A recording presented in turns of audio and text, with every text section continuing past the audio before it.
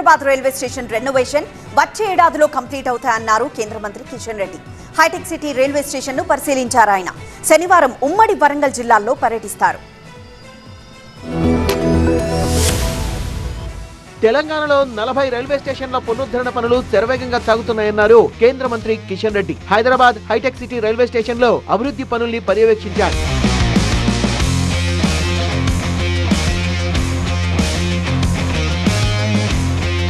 Hitech సిటీకి ధీటుగా 35 కోట్ల రూపాయల నిధులతో రైల్వే స్టేషన్ ను తీర్చిదిద్దుతున్నామని, నిర్మాణ పనుల్ని 2 విడతల్లో చేపట్టామన్నారు. తొలి విడత పనులు ఫిబ్రవరిలో పూర్తవుతాయన్న మంత్రి సంక్రాంతి కానుకగా 16 special trains hitech city railway station లో ఆగుతాయన్నారు. నిర్మాణ పనుల పురోగతిపై అధికారుల్ని ఆరాధించారు.